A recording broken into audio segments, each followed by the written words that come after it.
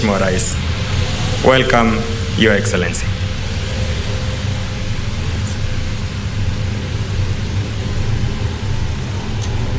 Tutatulia vivyo hivyo kwa wimbo wa taifa pamoja na wimbo wa Jumuiya ya Afrika Mashariki.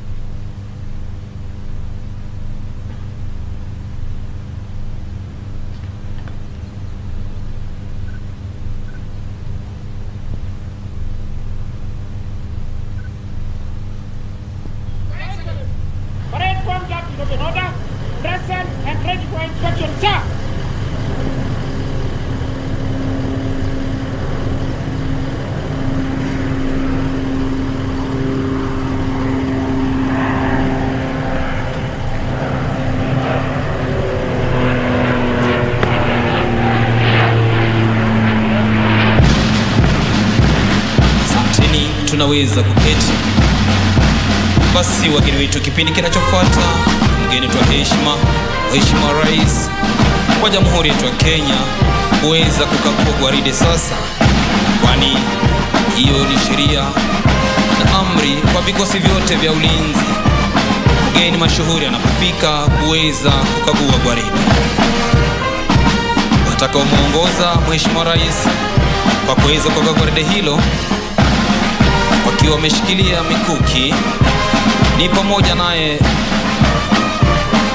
Sergeant Julius Mtai na Sergeant Bernard Omweri. Viongozi wa kikundi cha kuweza kubeba jukwaa la rais ni Sergeant Bronson Sigei. Vile vile watakaoshikilia meza ya kutuza wanafunzi pamoja na walimu walioweza kufanya bora ni pamoja naye Koplo Saramwendwa na Koplo Madrin Wainaina.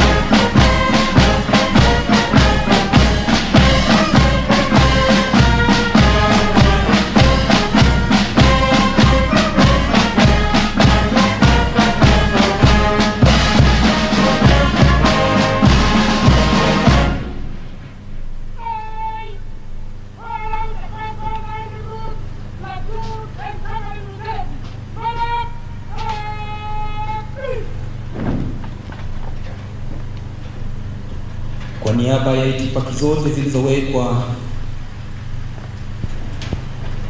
na Wizara ya Afya kulingana na gonjwa la corona, Mheshimiwa Rais hataweza kuwatuza moja kwa moja, bali ataenda kushuhudia wakichukua zawadi hizo, yeye mwenyewe akishuhudia.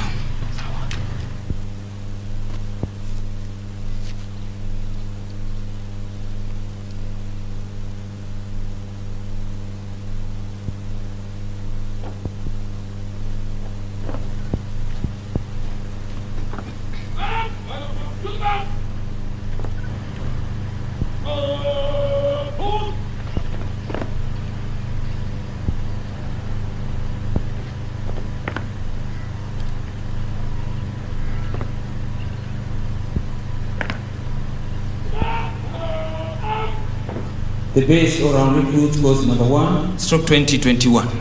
Service number 263561. AP recruit Stanley Wafula of B Company.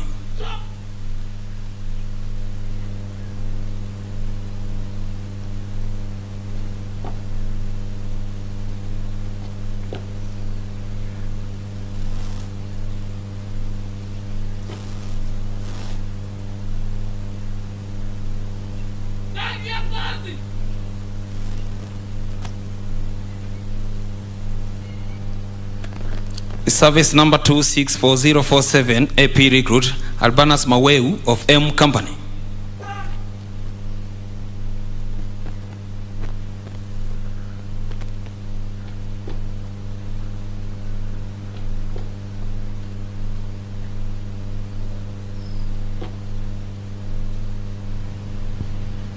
Thank you, Your Excellency.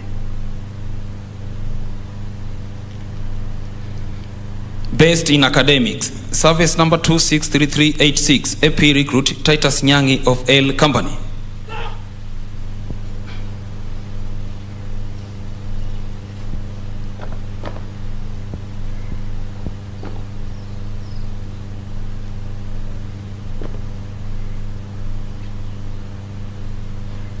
Thank you, Your Excellency. Best shot, service number 264278, AP recruit woman Ruth Chepchumba of Q Company.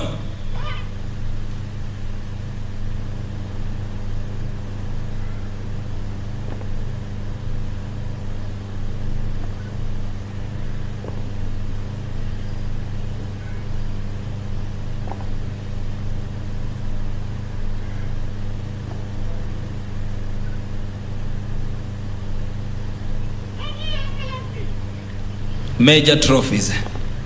Best company in fieldcraft and tactics, H Company.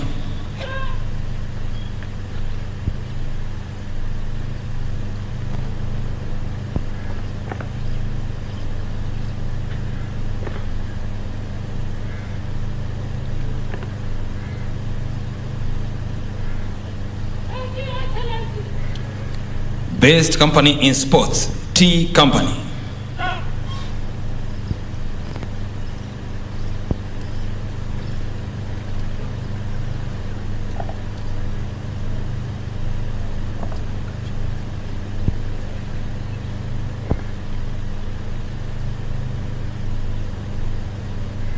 Thank you, Your Excellency. Asante sana Mheshimiwa Rais, tumefika mwisho wa tuzo hizo muhimu. Ningeomba sote tusimame tumkaribishe Mheshimiwa Rais kwenye jukwaa kuu achukue nafasi yake.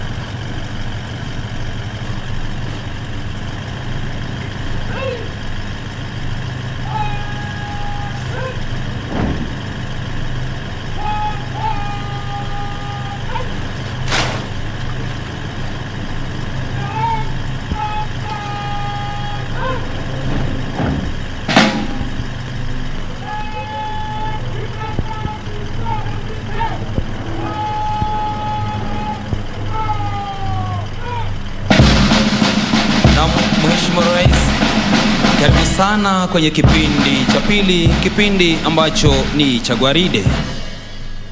Gwaride hili ni gwaride kulingana na wakati huu ambao ni wakati wa kidijitali.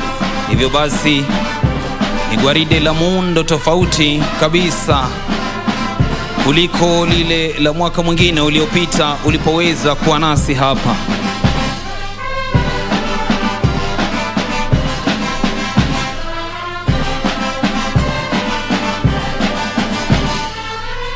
Ni gwaride litakaloenda kuwa na miundo tofauti ndani yake, lakini yote hayo Mheshimiwa Rais hayataweza kuishia kule, bali wataweza kupita mbele ya jukwaa hili ili waweze kutoa heshima za rasmi kwako. Hapa wanakupatia tu muda kidogo wa kuweza kupiga tama la maji, kisha baadaye waweze kupita mbele ya jukwaa. Karibu.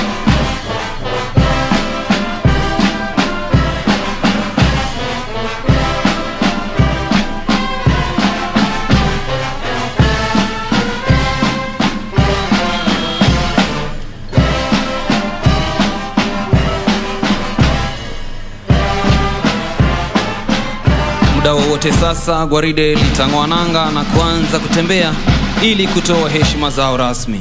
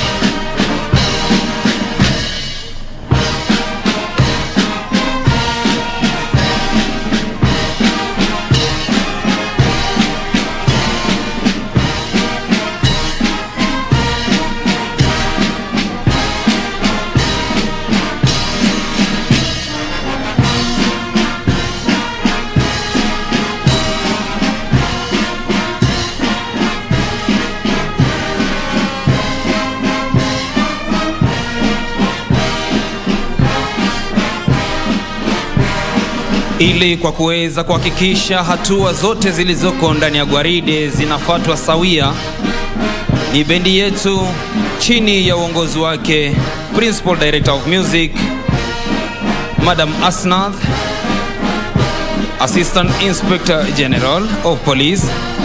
Siku ya leo bendi yetu iko chini ya uongozi wake Superintendent of Police Bwana Anton Lokamar.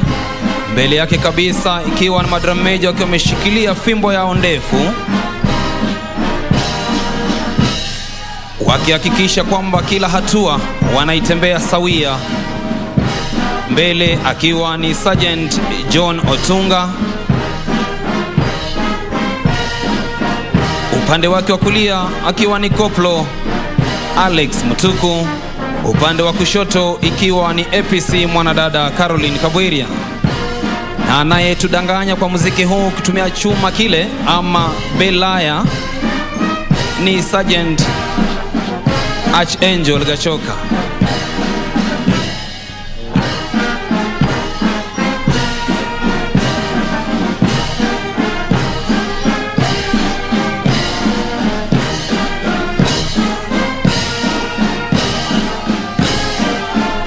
Na wanaotupigia mabati ikiwa ni pamoja naye Sergeant Akope, naye APS Isaac Baya,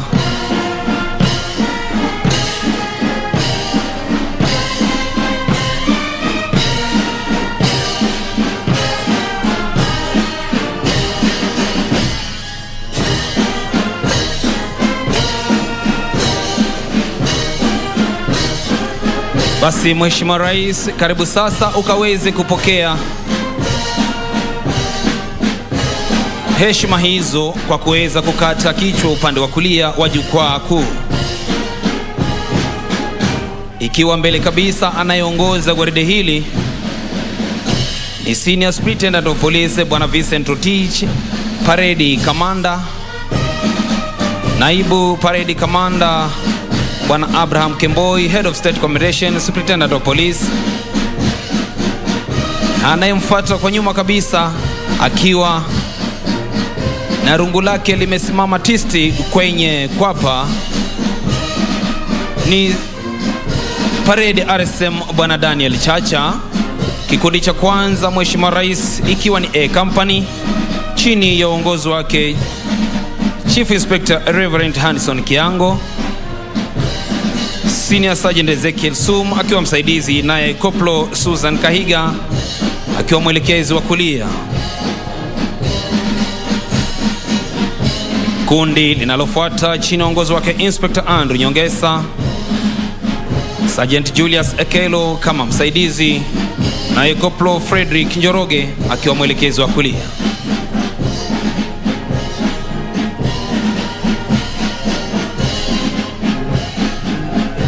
Kundi linalofuata chini ya uongozi wake Inspector Abraham Korir, Sergeant Elijah Mwaniki kama msaidizi, naye Koplo Kevin Basoga akiwa mwelekezi wa kulia.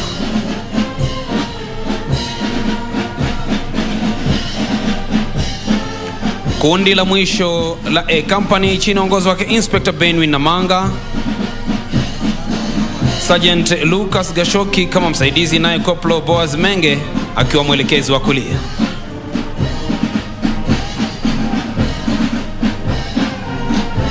B Company chini ya uongozi wake Chief Inspector Frida Nzano, Sergeant Richard Kamau kama msaidizi, naye Koplo Ignatius Ipene akiwa mwelekezi wa kulia.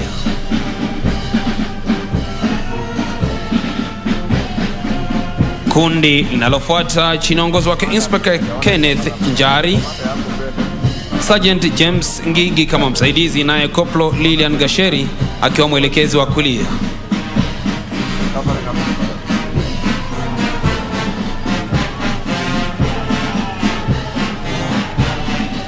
Kundi linalofuata Mheshimiwa Rais ni chini ya uongozi wake Inspector Sara Sawe, Sergeant Oscar Nyamai kama msaidizi, naye Koplo Nathan Mutwiri akiwa mwelekezi wa kulia.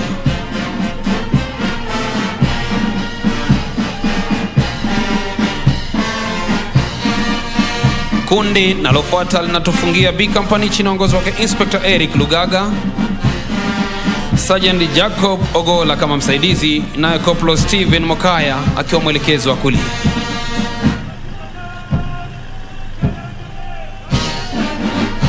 C Company chini ya uongozi wake Chief Inspector Frank Dhuku,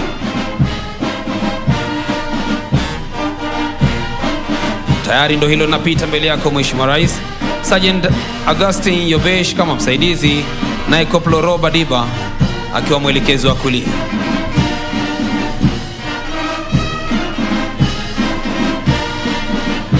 Inspector Samuel Otieno na kundi linalofuata Sergeant Ruben Odipo kama msaidizi, naye Koplo Anthony Ndungu akiwa mwelekezi wa kulia.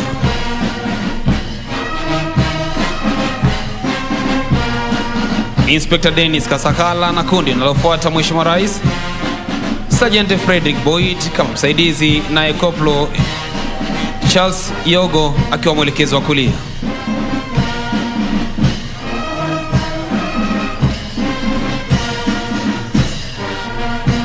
Kundi linalotufungia C Company chini ya uongozi wake Inspector Hussein Loni, Sergeant David Mutai kama msaidizi, naye Koplo Samuel Ngaithe akiwa mwelekezi wa kulia. Ni safari ya D Company chini ya uongozi wake Chief Inspector William Salam, Sergeant Kariuki Kinyanjui kama msaidizi, naye Koplo Raina Umbima akiwa mwelekezi wa kulia.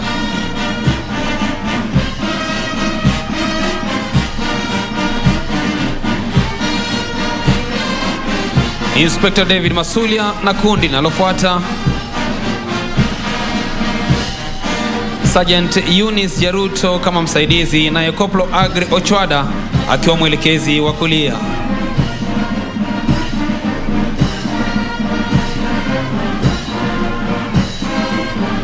Kundi linalofuata chini ya uongozi wake Inspector Rachel Obonyo, Sergeant Kizito Sitati kama msaidizi, naye Koplo Salonen Maina akiwa mwelekezi wa kulia. Kwa kututamatishia D Company ni kundi chini uongozi wake Inspector Miriam Mureithi, Sergeant Felix Tanui akiwa msaidizi, naye Koplo 𝗍𝗧 𝗡𝗲𝘀 akiwa mwelekezi wa kulia. Ni safari ya E Company kwa lugha ya kiaskari ikijulikana kama Echo, chini ya uongozi wake Chief Inspector Joseph Okonya, Senior Sergeant Solomon Gakuo kama msaidizi, na Koplo Cedric Mwaringa akiwa msaidizi wa kulia. Kundi chini ya uongozi wake Inspector Charles Namanga Mwangale likipita Sergeant Geoffrey Bikeri kama msaidizi, naye Koplo Jacob Maina akiwa mwelekezi wa kulia.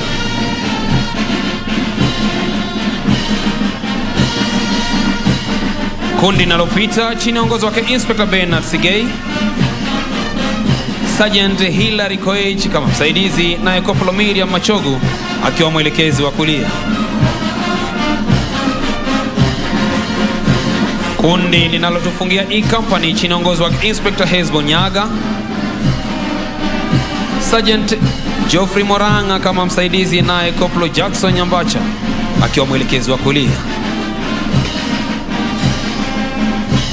Ni safari ya F Company chini ya uongozi wake Chief Inspector Edward Simiyu, Senior Sergeant Lois Kirao kama msaidizi, naye Koplo Samuel Orwa akiwa mwelekezi wa kulia.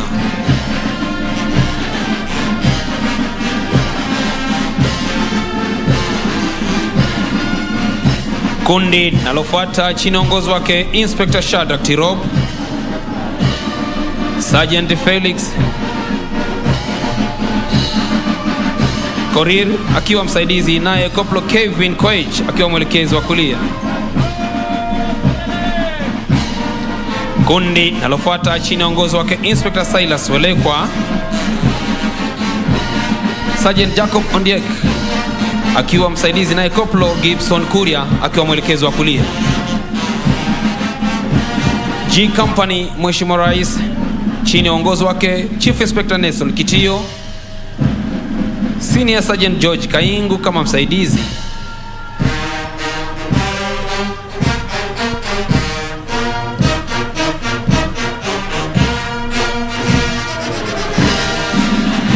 yoyo G Company Mheshimiwa Rais wakipita kwa umaridadi kabisa, wakihesabu hatua zao moja baada nyingine,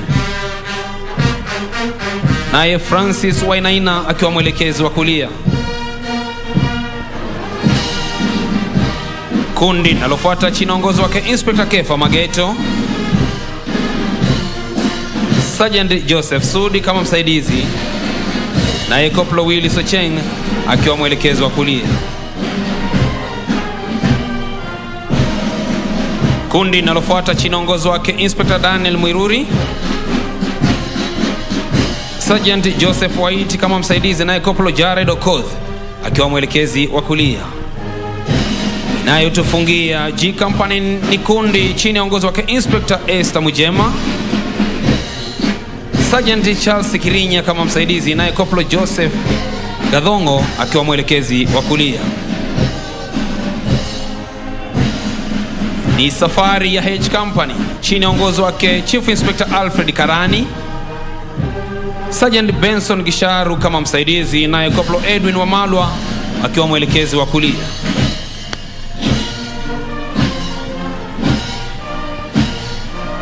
Kundi chini ya uongozi wake Inspector Samuel Mudhama, Sergeant Edwin Juma kama msaidizi, naye Koplo Elvis Kirwa akiwa mwelekezi wa kulia.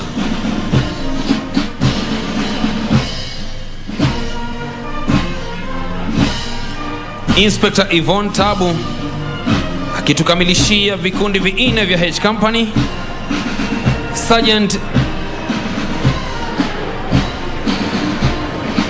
Eric Osoro akiwa kama msaidizi, naye Koplo Joshua Mwongela akiwa mwelekezi wa kulia. Kundi linalofuata chini ya uongozi wake Inspector Richard Wambua, Sergeant Daniel Musheru kama msaidizi, naye Koplo Kenneth Manya akiwa mwelekezi wa kulia. J Company chini ya uongozi wake Chief Inspector Daniel Chacha. Sergeant Gabriel Enene kama msaidizi na Koplo Kenneth Obongi akiwa mwelekezo wa kulia. Kundi linalofuata Mheshimiwa Rais chini ya uongozi wake Inspector Peter Mucheche. Sergeant John Chumo kama msaidizi na Koplo Richard Langat akiwa mwelekezo wa kulia.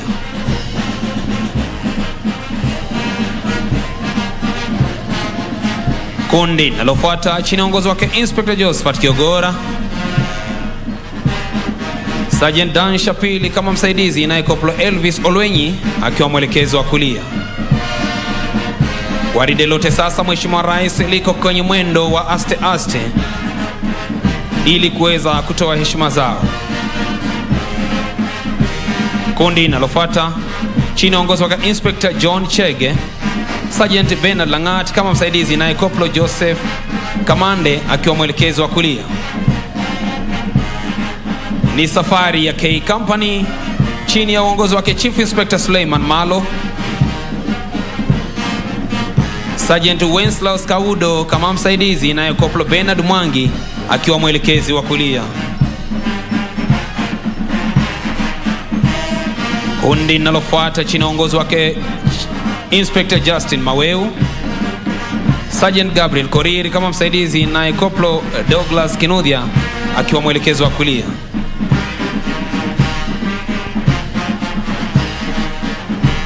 Inspector Felix Mwanya na kundi linalofuata Mheshimiwa Rais Sergeant Denish Obura kama msaidizi na Koplo Jackson Ngigi akiwa mwelekezo wa kulia.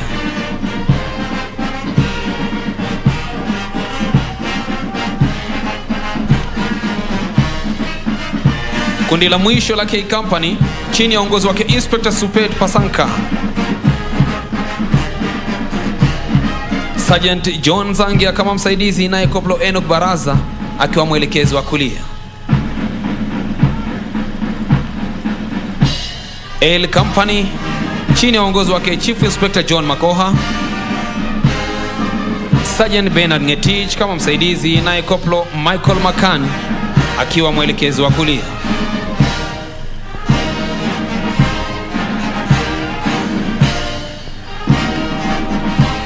Inspector Silas Mutuma na kundi linalofuata Sergeant David Sugut kama msaidizi na Koplo Didan Murenga akiwa mwelekezi wa kulia.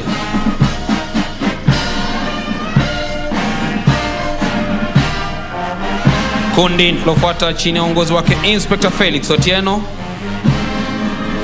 Sergeant Kalasinga Rajab akiwa msaidizi na Koplo Isaac Nyaega akiwa mwelekezi wa kulia.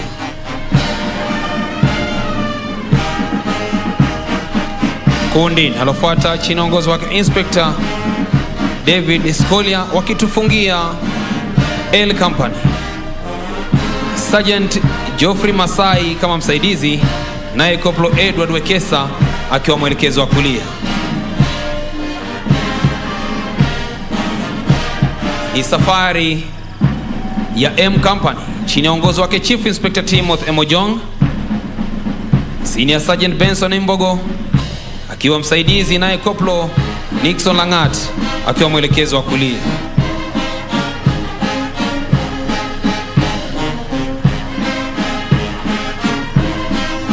Inspector Steven Mugo na kundi linalofuata Sergeant Enoch Baraza. Zakaria kama msaidizi naye Koplo Steven Wafula akiwa mwelekezi wa kulia.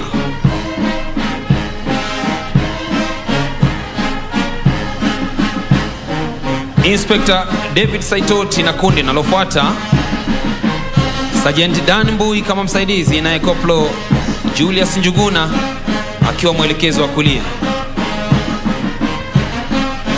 Kwa kutufungia gwaride hili ikiwa katika mwendo wa aste aste, kundi M ni kundi chini ya uongozi wake Inspector Dan Ekakoro.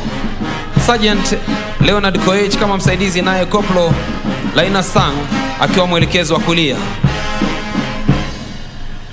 Ili kuhakikisha kwamba basi hakuna mmoja yeyote aliyesalia nyuma, Mheshimiwa Rais anayefunga kabisa mwisho ni Parade Adjutant Assistant Superintendent of Police Bwana Aden Hussein, ambaye pia ndiye mkuu wa kwata kwenye chuo hiki. Mheshimiwa Rais, nitaomba sasa uweze kupata tama la maji, gwaride letu likienda kugeuka mwendo wa aste aste kwa mwendo wa haraka. Asante Mheshimiwa Rais.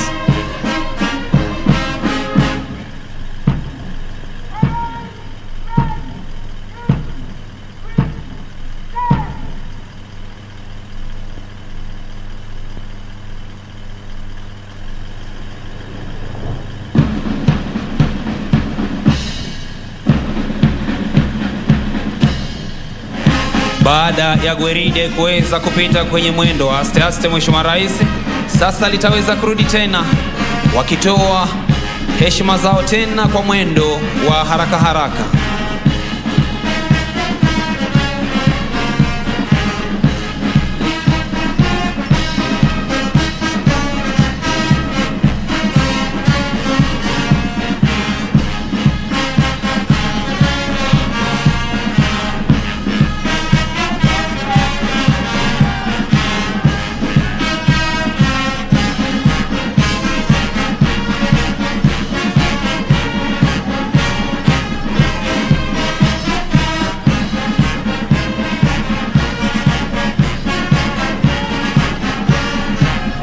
Wakiongozwa naye Parade Commander, naibu Parade Commander, RSM, wakuu wa vikundi vyote vilivyoko ndani ya gwaride, wasaidizi pamoja na waelekezi wa kulia wao. Tayari nitakuomba Mheshimiwa Rais, kwa heshima yako uweze kupokea heshima hizo kwa mwendo wa haraka haraka. Karibu Mheshimiwa Rais.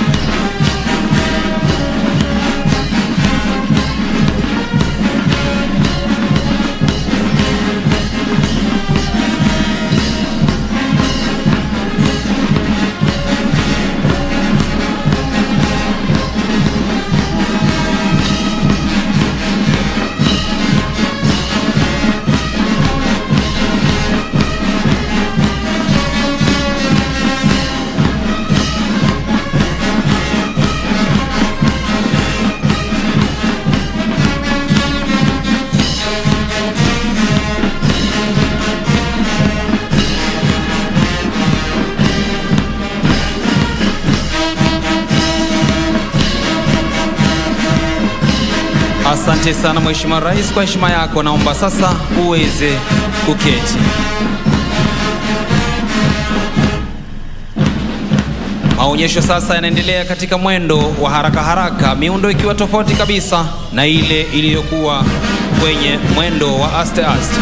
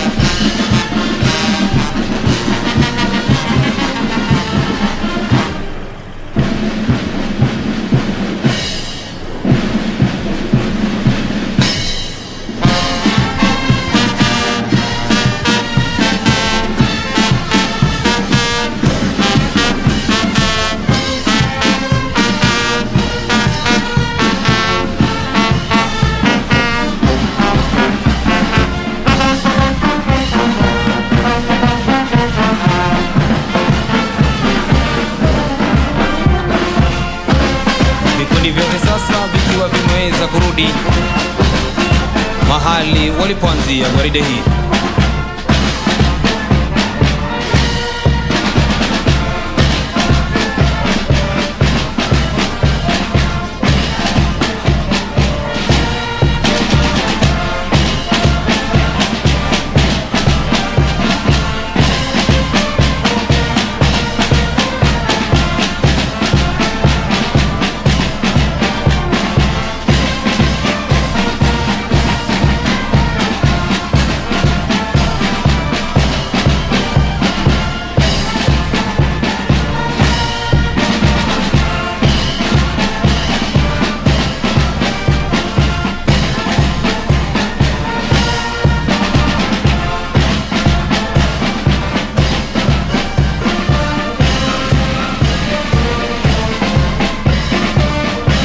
Baada ya onyesho hilo, Mheshimiwa Rais, gwaride litaweza kurudi na kuangalia mbele ya jukwaa lako, Mheshimiwa Rais.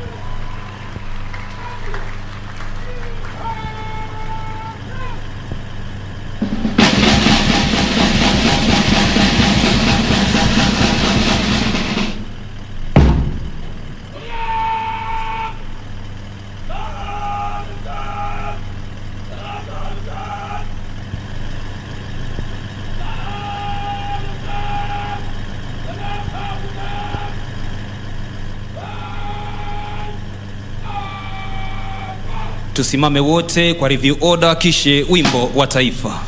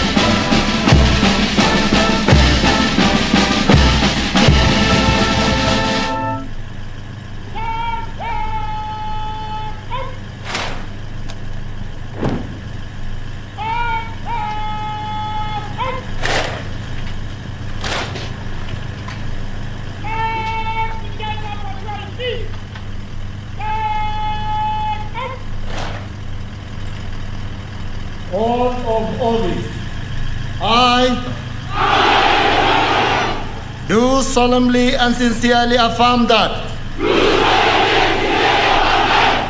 I will be faithful and bear true allegiance to the Constitution and the President of Kenya during my service in the Administration Police Service without favor or affection, malice or ill will, that I will at all times do my utmost to preserve the peace and prevent offenses against the peace, that while I shall continue to hold the said office to the best of my skills and knowledge, discharge all the duties thereof, faithfully according to law. I will subject myself to the Constitution, all acts, orders and regulations, now or in future, in the service, relating to my service, in the Administration Police Service, and that I will discharge all the duties of a police officer according to law, without fear, favor, affection or ill will. So help me God.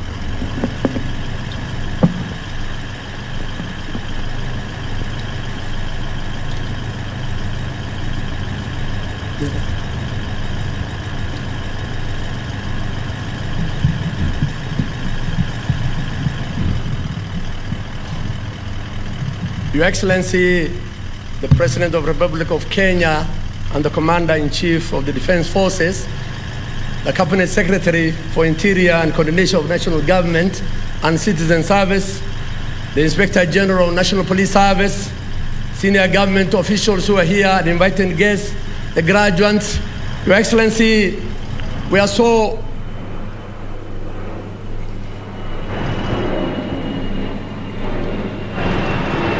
Your Excellency, on my behalf and on behalf of the Administration Police Service, we are so humbled that you found time to come and grace this graduation ceremony of 2,610 recruit constables who are graduating today. Your Excellency, these officers were taken through rigorous training for 9 months, which culminated at 𝗔𝗕𝗢𝗪 field exercise. Your Excellency, majority of these officers will be deployed in our specialized units, the Rapid Response Unit, the Critical Infrastructure Police Unit, the Anti-Stock Theft Unit, and the Border Police Unit, among others. Your Excellency, they will be able to join their sisters and brothers who are doing an excellent job along our borders the SOG and the SWAT who have made a difference in our inner cities. Your Excellency, we are very thankful for your government, the support which the government has given to us in terms of modernizing the police service. We received the MRAPs, we have received specialized equipment and the training for these officers. We are also very thankful from your government, Your Excellency, for the completion of one of the oldest mess, which was for the last 33 years, and we are so happy that this morning you were able to open that mess, which will accommodate over 12,000 officers who are undergoing this training on a sitting capacity. We are very thankful. At this juncture, Your Excellency, may I call upon the Inspector General to continue with the rest of the program. The Inspector General, sir.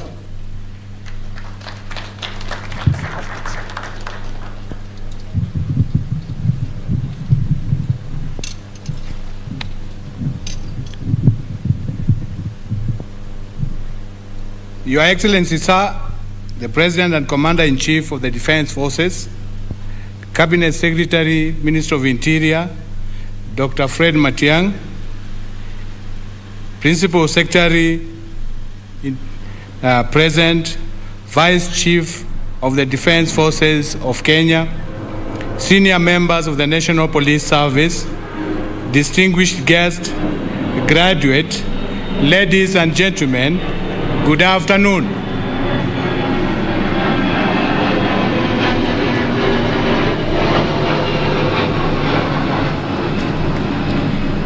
Your Excellency, sir, on behalf of the National Police Service, I would like to sincerely thank you for honoring our invitation to be the chief guest during the passing out of these Administration Police Service recruits, despite your busy schedule. Let me also congratulate the graduates for having endured the rigorous and strenuous training for the last 9 months and having satisfied their trainers for presentation to you for oath of allegiance. These recruits have been taken through a very comprehensive curriculum to ensure they attain the desired professional standards.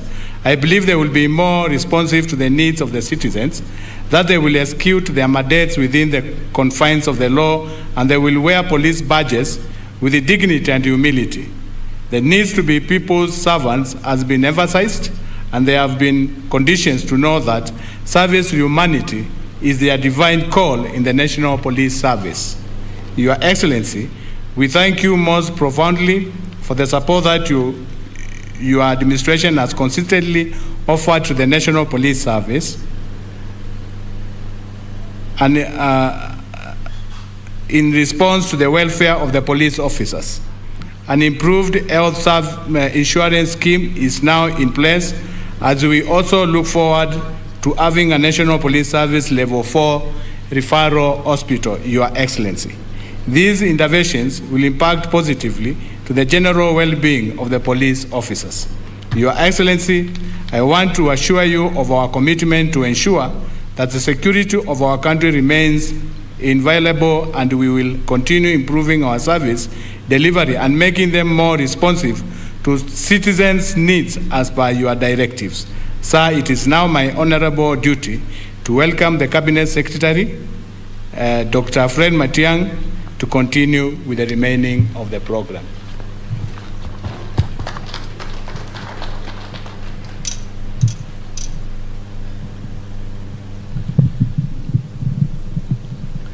Your Excellency, the President of the Republic of Kenya and the Commander-in-Chief of the Kenya Defense Forces, my colleagues from the Ministry of Interior and Coordination of National Government here present, led by our Chief Administrative Secretary, Madam Winnie Gushu, and our Principal Secretary, Dr. Karanja Kibicho, the Vice CDF, General Ogola, the Inspector General of Police, and the entire senior team of the police service, the chairperson and members of the National Police Service Commission, the chairperson and honorable members of the National Assembly Departmental Committee on Security, Honorable Mwathi, distinguished guests who have been invited here,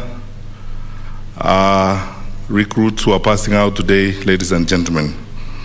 Your Excellency, we thank you on my own behalf and on behalf of my colleagues at the Ministry of Interior, and really the internal security sector in our country, for what you have done to our nation. Your Excellency, we were here, and many Kenyans who were here in 2013 know where we were in terms of the challenges we had in the security sector.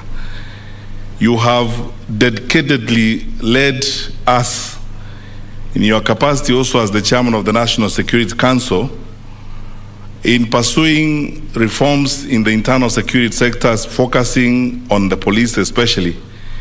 And now, as evidenced by so many things that have been done recently and by the wonderful work that is done by our men and women in uniform, Your Excellency, we can proudly say that the investment that you have made in terms of resources and acquisitions have made our internal security sector one of the strongest in the region. Your Excellency, these achievements are a tribute to your judgment, to your solid leadership, and to your vision. I have been privileged to have a position on the front row seat in your leadership of the National Security Council and in the decisions you have made every day on the safety and security of our people. We thank the Lord for the opportunity you have given us to serve our country, but most importantly, sir, I would be very honest to say we thank the Lord for your leadership, because singularly because of your vision and your focus, we have continued to strengthen our internal security sector. As we go forward, sir, I would like to promise that we will continue to follow the path that you have drawn for us. Invest every coin that you have given us through the national budget where it should go, and ensure that we move further and further away from those bad habits of the past where this sector was affected by decisions that were less professional and decisions that were not focused on the performance of these men and women here, and therefore, of course, affecting the security of our people. Your Excellency, the 2,610 officers who pass out today will join the rest of the team that we're working with in preparing for the general elections. And Your Excellency, again, we will follow the path you have drawn for us of ensuring that our country remains secure, because that is our foremost responsibility and our foremost duty as government.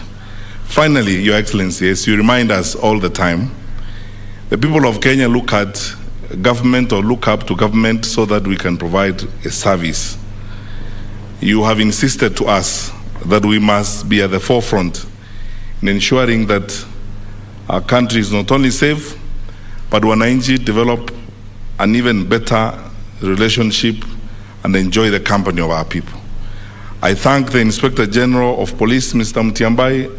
I thank our colleagues, the DIGs, especially Mr. Gabo, and the work that he has continued to do in keeping our special forces tuned to the goal that you have asked us to aspire to. It's a proud moment for our country, sir, and I believe everyone, not just here, but out there who are listening and watching, are looking forward to listening to you. And therefore, ladies and gentlemen, it is my singular honor and pleasant duty to request you to be upstanding as we invite His Excellency, our President and Commander-in-Chief of the Kenya Defense Forces to speak to us. Your Excellency, sir. Asante, please be seated.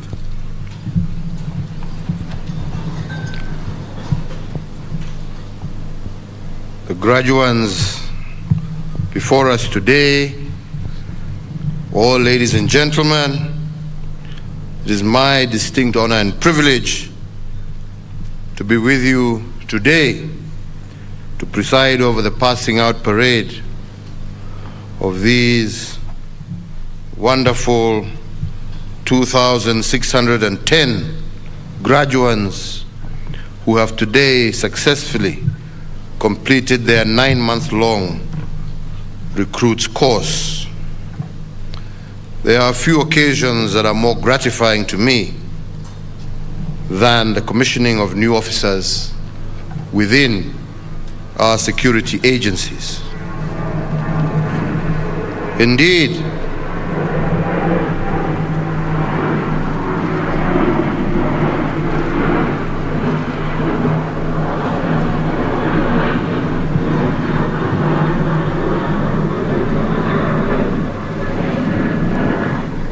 I am happy that during my tenure as president, we have increased our police complement by over 45,000 recruits from the year 2013 to date. No previous administration has implemented such a significant increase in the capacity of our national police. So, graduates, today I'm pleased to join your families, your relatives and friends in commending you for having successfully completed your training, which has been quite rigorous. Your graduation today is not only your individual achievement, but also a mark of pride and accomplishment shared by your families, your friends and relatives, as well as Kenyans at large. So let me commend the team in the ministry led by the Cabinet Secretary, the Inspector General and his DIGs, the college commandant, and all the instructors of this college. Your superlative efforts have yielded the fine young officers who are before us today. So to you, graduates, as you leave this college and begin your service to Kenya, I wish to remind you that yours is a profession that demands you unconditionally commit to the motto of uaminifu na haki. You will be called upon to serve faithfully and with utmost integrity. You will be required to be the hope of those who are hopeless, the shield of justice, and the enforcers of law, who do so, as you have just said in your own oath, without fear or favor. As we continue along the journey of deepening the transformation and rejuvenating our law enforcement agencies, remember that you are the face of the organization. Whether in uniform or in civilian attire, whether on duty or off duty, your individual and collective actions will reflect on the National Police Service. Therefore, be ever respectful, willing to aid and assist, and committed to ethics and integrity.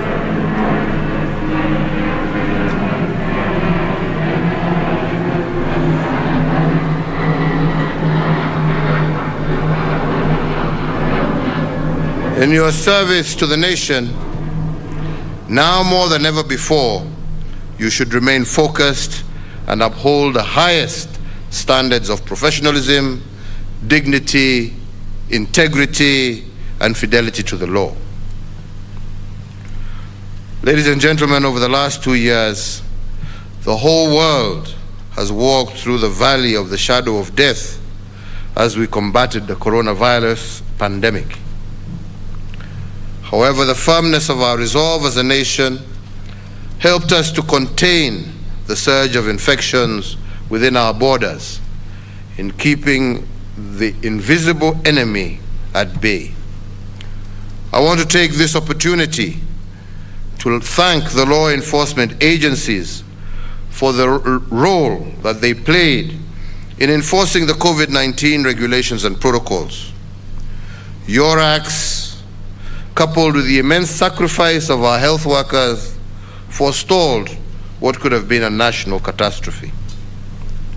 That mission of enforcing public health measures was not part of the regular operations of the NPS.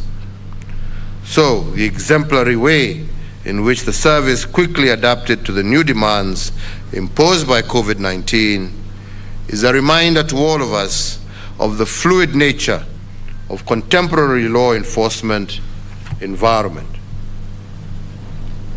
In view of this evolving nature in our general environment, you, the officers that I commission today, not commission, that I graduate today, should expect that in the course of executing your careers, you must be ready to serve beyond your traditional call to duty. You will be required on occasions to operate in new and challenging operating theaters and to address dynamic situations that call for new skills and approaches. As a nation, we have given you the training and tools required for you to address both traditional and emerging security challenges.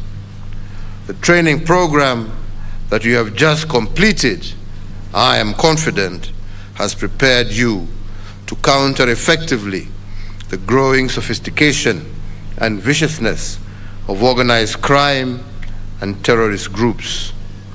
However, I must also remind and advise you that training and learning does not end today. You must, as my predecessor once said, seek to continuously improve yourselves, widen your knowledge, improve your skills and competencies, and challenge yourself to be a better officer today than you were yesterday. The responsibilities bestowed on you are immense, and they become heavier by the day due to the evolving social transformation and development. My government is committed to continue to uphold the dignity of police officers, so long as you also do that which is right and in accordance with the law, devoid of corruption and other ills. You can rest assured that we will do everything to protect you from any form of undue harassment or vilification. Indeed, in appreciation of the importance of the service rendered by our police officers across the country, my administration has continued to fulfill its police reform program agenda by providing adequate resources, improving staff welfare, improving capacity building in technical and specialized areas, and we have enhanced benefits, particularly in housing and healthcare. You are also now better able to respond to normal routine and emergencies when they arise. The overriding aim of these efforts is to ensure that police officers offer quality services to the public while still working in an environment that promotes their welfare. On our part, we expect you to reciprocate these deliberate efforts by serving our communities unceasingly.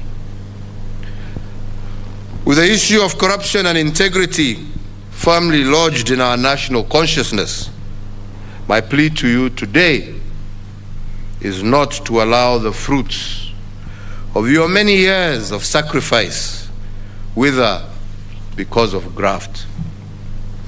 Save yourselves and your families the agony, the shame, and the tears that come from prosecution, suspension, and being exited from the service.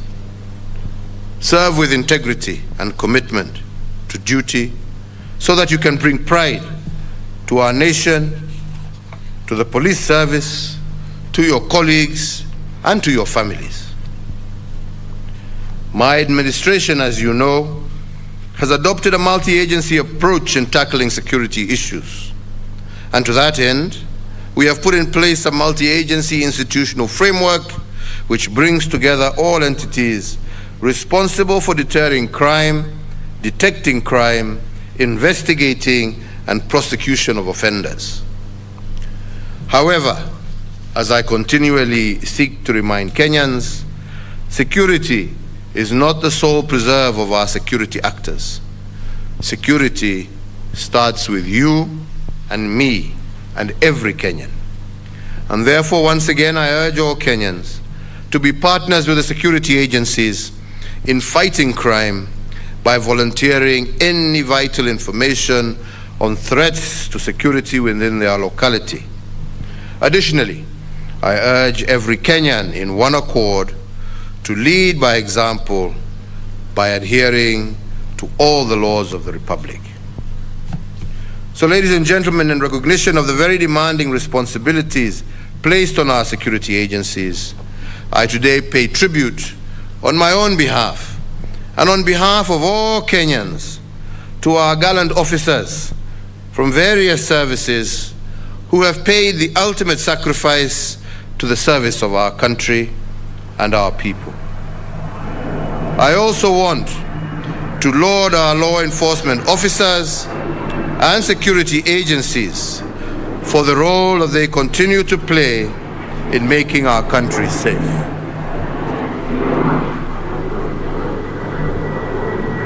Finally, I commend the Administration Police Service for their role of protective security that they play and for living true to the spirit of uaminifu na haki. Their participation in fighting cross-border crimes, organized crimes, cattle rustling, protection of government property infrastructure, and their continued contribution to the multi-agency security operations is indeed commendable, and I want to thank you all for your good service. And to you, our newest officers who graduate today, please go forth and serve our people and our nation fully, faithfully, and fearlessly. May your words and deeds bring nothing but honor to the service and to your families.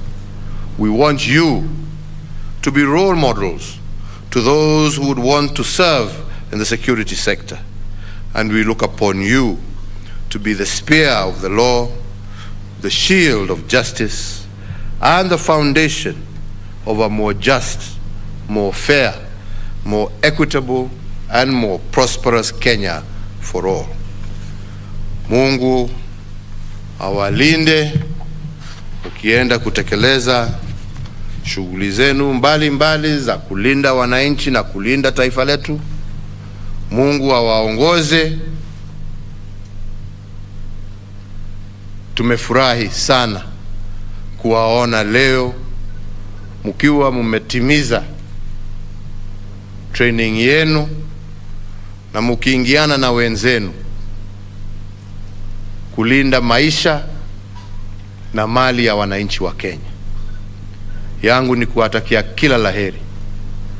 Muwe watu ambao watakuwa waaminifu. Muwe watu ambao watasaidia kutoa jina la ufisadi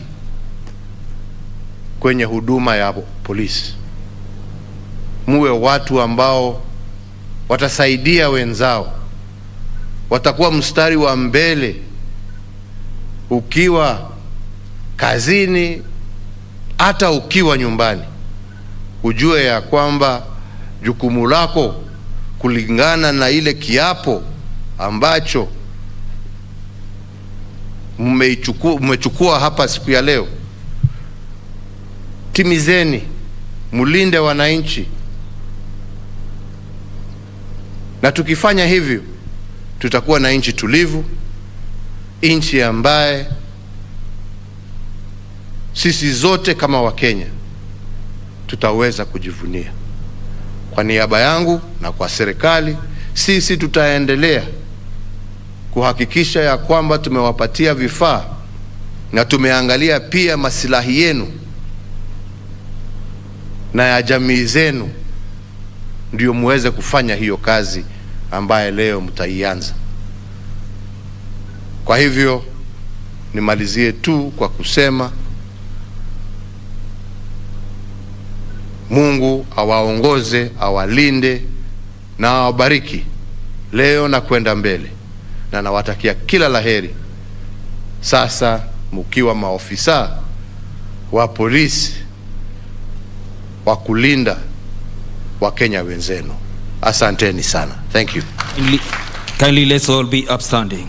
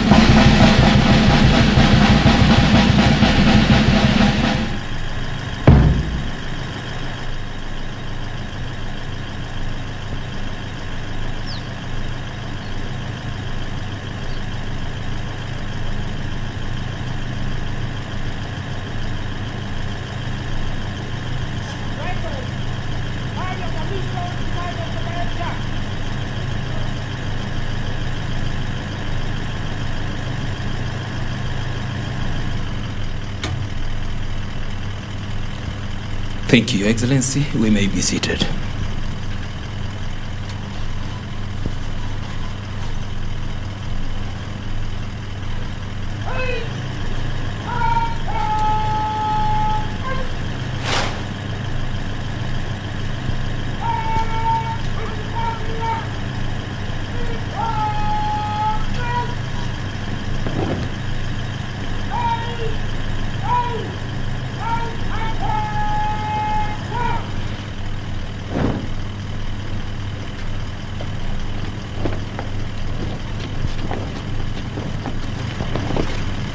Watajumuika kwa vikundi viwili viwili ili tuweze kufupisha kutoka kwao na kwenda kuhudumia wananchi.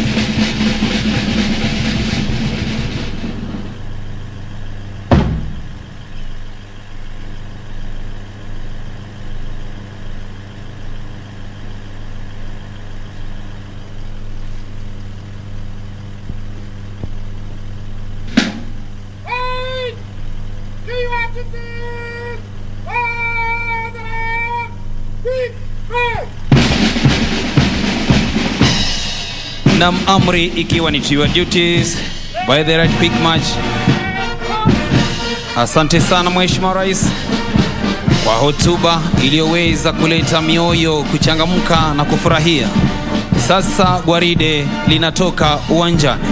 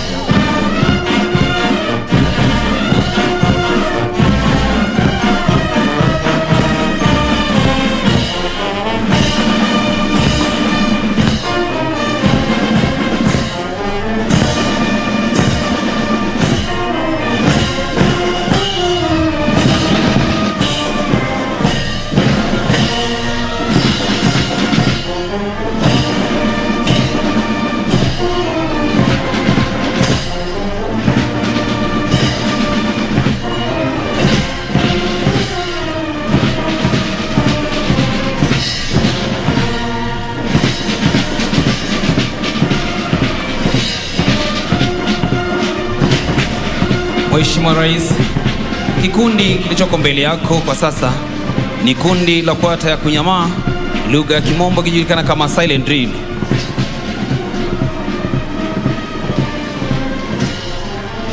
Litakalo ongozwa naye Chief Inspector Wilfred Mnuve, Sergeant Godfrey Odinga, Sergeant Martin Kianjui, Koplo Sara Mwendwa pamoja naye Koplo David Ngua.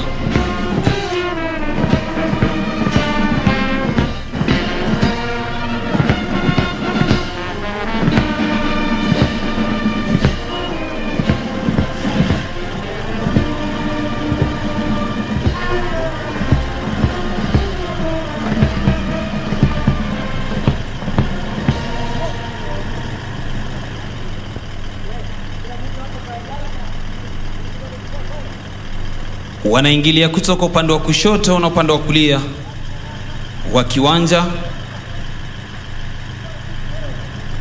kwa kasi ya juu kabisa, maana mchezo huu Mheshimiwa Rais ni mchezo ulio na kasi ya juu. Watachukua takriban dakika 7:30 kwa mchezo huu kutamatika.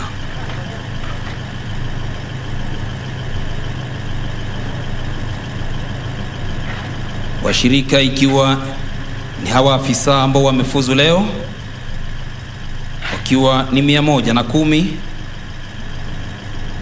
milio ya bunduki ama arms drill zikiwa ni 780, miguu ikichangwa ikiwa ni 680, vile vile kwa mwendo wa aste aste watatembea na hata mwendo wa haraka haraka.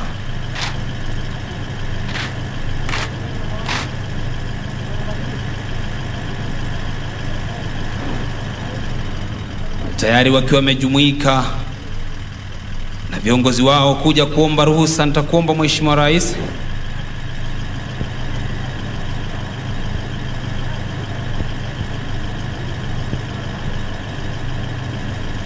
kwa heshima yako sasa unaweza kujongea kupokea heshima hizo.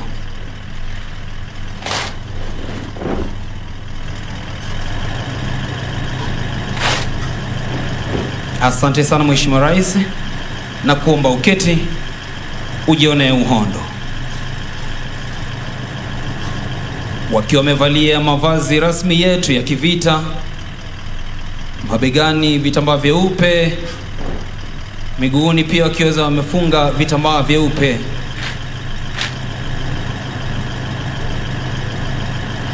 Mishipi ikiwa ni myeupe vile vile.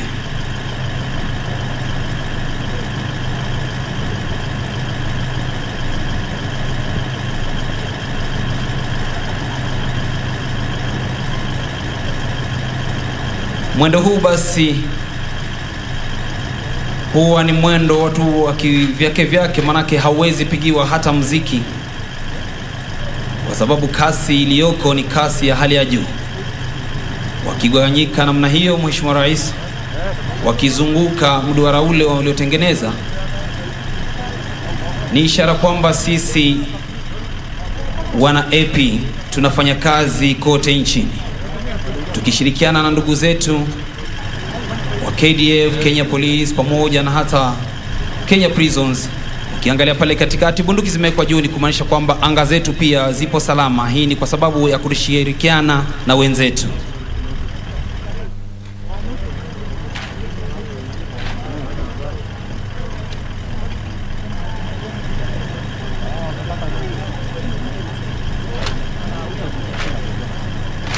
Ikiwa ni mwendo wa aste aste.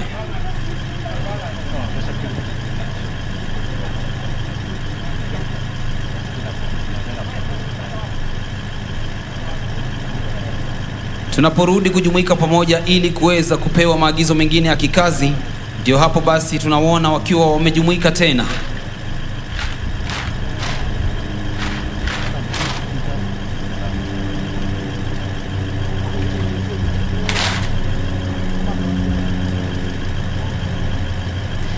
Ili kazi hii iweze kufanyika kabisa kwa uzuri na umaarufu, sharti kuwe na uaminifu.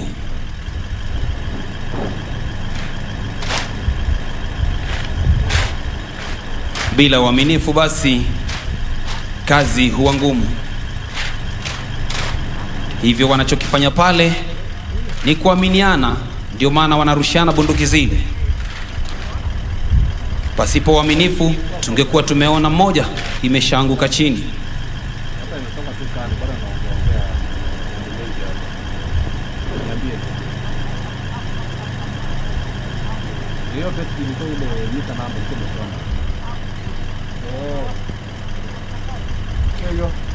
Naam, asante sana Mheshimiwa Rais. Sasa umedhibitisha kwamba ndani yao kunao wanadada. Kwa hiyo pia sisi tunatunza ile amri iliyoko kwenye katiba yetu ya Kenya ya jinsia mbili zote ziweze kuidhinishwa kwa kila kitu nchini Kenya.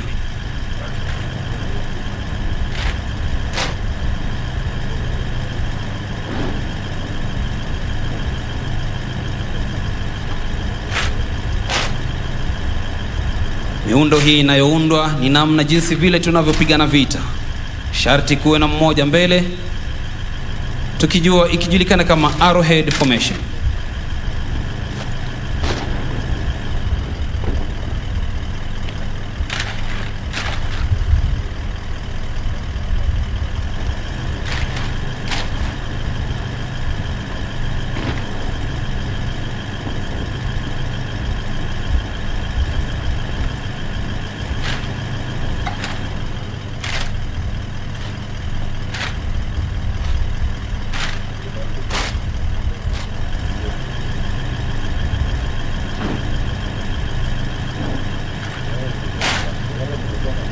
Wanaganyika kwa vikundi vitatu.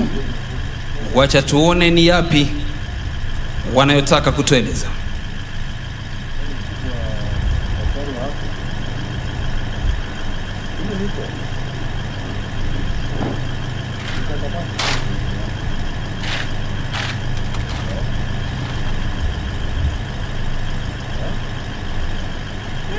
P T C. Naam, wito ni kwamba pamoja tuzuie corona. Ama kweli tusipokushirikiana basi itakuwa vigumu sana sisi kuweza kuzuia janga hili la corona. Ndani yake pia unapoona Mheshimiwa Rais, tunazo bendera mbili. Bendera ya Kenya, bendera ya National Police Service, na pia vile vile bendera ya kikosi polisi tawala, kwamba tunafanya kazi kwa uadilifu na uaminifu. Ndipo ngao yetu inasema uaminifu na haki.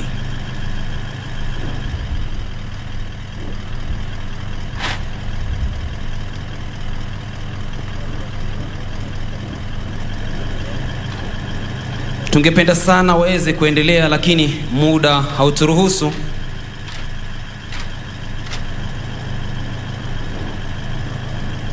Hivyo basi wametamatisha onyesho hili. Nitakuomba Mheshimiwa Rais uweze kuchukua shukrani hizo kwa heshima ya kipekee.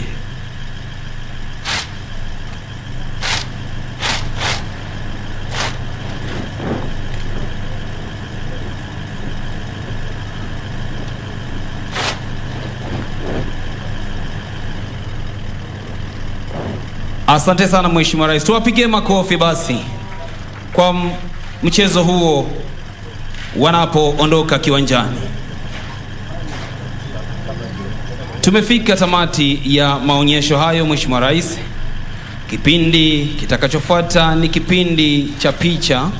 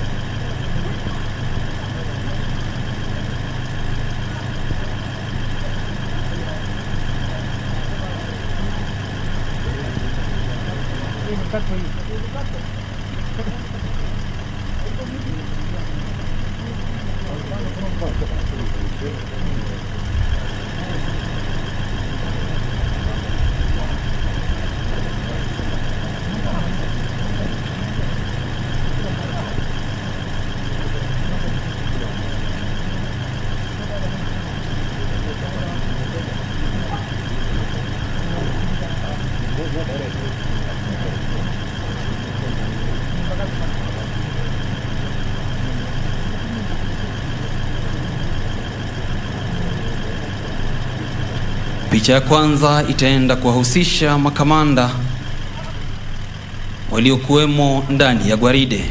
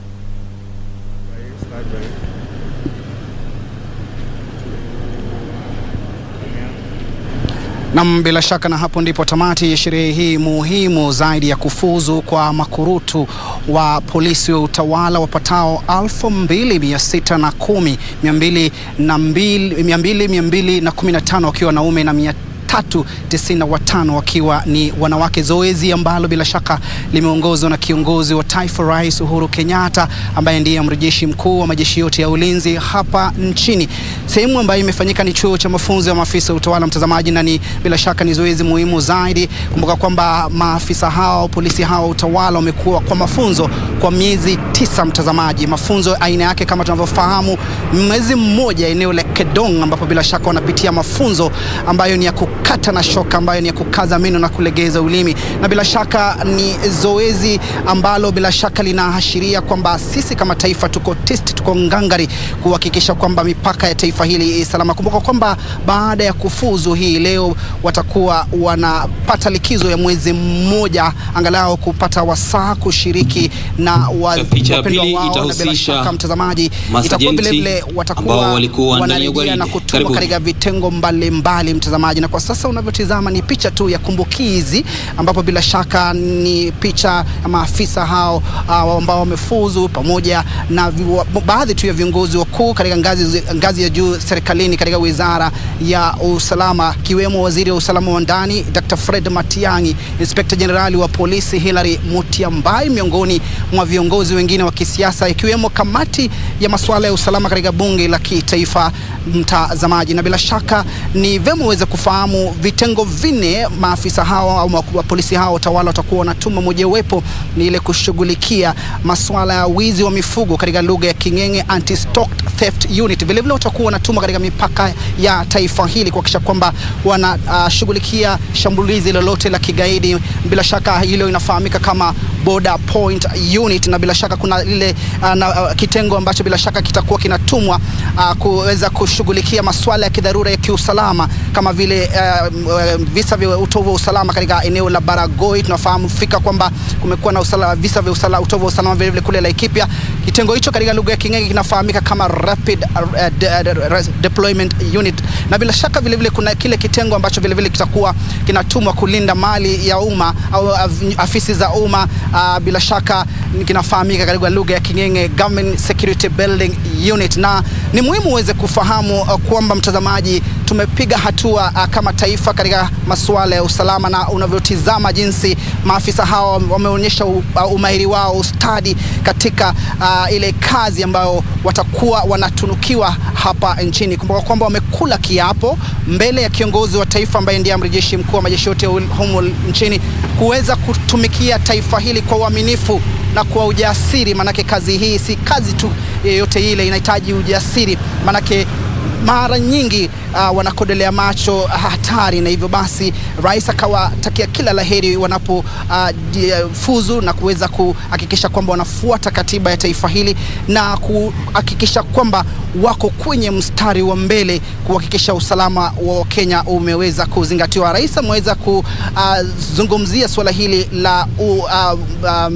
vita dhidi ya ufisadi, akiwaonya dhidi ya kuhusika katika masuala ya ufisadi. Kumbuka kwamba asasi hii imekuwa ikinyoshewa vidole vya lawama kwa tuma za ufisadi, na kwa hivyo rais amewataka kuepukana sana na visa hivyo vya ufisadi. Na unavyotizama mtazamaji, ni msafara wa kiongozi wa taifa ukitoka hapa jukwani katika chuo cha mafunzo ya maafisa utawala, kuashiria kwamba tayari sherehe hii imekamilika, na sasa linalosubiriwa ni kuona jinsi maafisa hawa wapatao 2610 wa polisi wa utawala watakavyojituma kuhakikisha kwamba mipaka ya taifa hili salama. Rais vile vile ameweza kupongeza vikosi hivi au maafisa hawa wa utawala, manake wao ndio walikuwa mstari wa mbele kupambana na chamuko hili la corona, kuweza kuhakikisha kwamba Wakenya wanafuata kanuni iliyowekwa ya kupambana na chamuko la corona na kuzingatia ile marufuku ya kutotoka nje, akisema kwamba akiwavulia kofia kwa kuweza kuhakikisha kwamba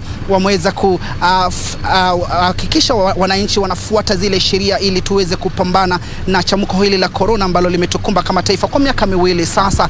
Vile vile waziri wa usalama wa ndani ameweza kuzungumzia kuhusiana na mikakati ambayo imewekwa ili kuhakikisha kwamba wizara hii ya usalama inaendelea kufanya vema zaidi, na akasema kwamba wamepiga hatua, manake hapo awali kulikuwa na mambo ambayo yalikuwa yakifanyika bila kufuata sheria, na akasema kwamba sasa kuna unyoofu katika wizara hii ya usalama, vile vile wizara ya ulinzi. Na ni vema uweze kufahamu mtazamaji vile vile alivyodokeza waziri wa usalama kwamba kuna masuala mengi ambayo yameweza kutokea au kufanyika katika vikosi vya usalama, masuala hasa kuhusiana na ujenzi wa jumba mbalimbali, majengo yameweza kuimarishwa, na hii leo kiongozi wa taifa ameweza kufungua jengo la maafisa wa utawala hapa katika chuo cha mafunzo ya utawala, jengo ambalo litaweza kumudu maafisa wa utawala wapatao 12,000. Jengo katika lugha ya King'enge linafahamika kama mess, na ni hafla ambayo tumekuletea Kenya kutoka makao makuu hapa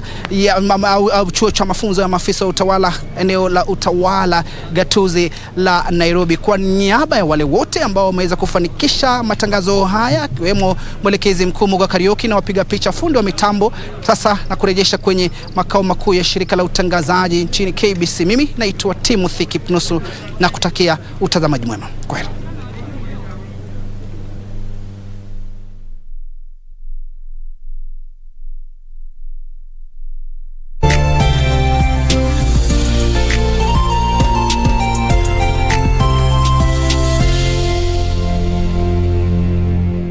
Ili kupata sikiza tune hii ya Galatians chapter 2 verse 20, bonyeza star 811 star 397 hash. Galatians 2 verse 20. I have been crucified with Christ, and I no longer live, but Christ lives in me. The life I now live in the body, I live by faith in the Son of God, who loved me and gave himself for me. Ili kupata sikiza tune hii ya Galatians chapter 2 verse 20, bonyeza star 811 star 397 hash.